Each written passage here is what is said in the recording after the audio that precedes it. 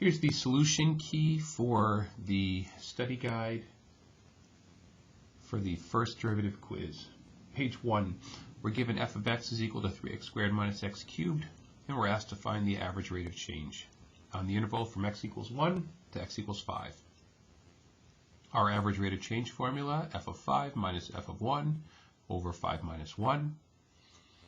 That means we need to find f of 5, so that will be 3 times 5 squared minus 5 cubed, which will be 75 minus 125, which will be negative 50. We also need f of 1, which will be 3 times 1 squared minus 1 cubed, which is 3 minus 1, which is 2. So back here, we're going to have negative 50 minus 2 over 5 minus 1, which is negative 52 over 4, which is negative 13. For problem number 2, we're asked to find the instantaneous rate of change. We now know the instantaneous rate of change is just another phrase for the derivative. So we're trying to find the derivative of this function when x is equal to 2. All right, well, if f of x is equal to x squared minus 2 over x minus 1, and we want the derivative, we're going to have to use the quotient rule. Bottom,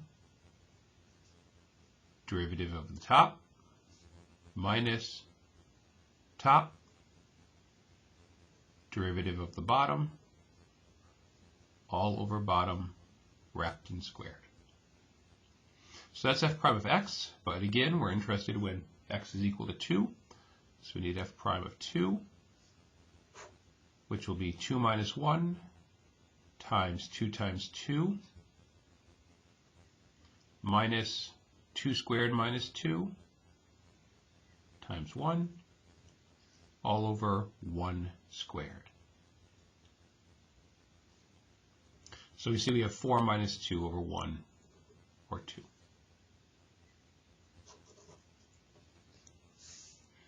Third problem on the page, let f be this function defined. We see it's piecewise defined. Which of the following statements about f are true? The first one asks if the limit exists when x is 2. The second one asks about continuity at x equals 2. And the third one asks about differentiability at x equals 2. Well, let's do the limit first.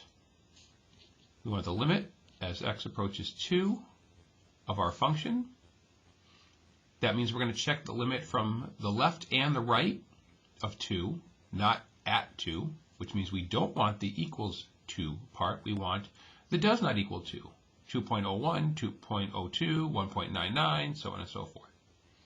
So we're going to take the limit as x approaches 2 of x squared minus 4 over x minus 2. If we plug 2 into the numerator, we have 4 minus 4, which we know is 0. If we plug 2 into the denominator, we have 2 minus 2, which is also 0. So this is going to produce an indeterminate form.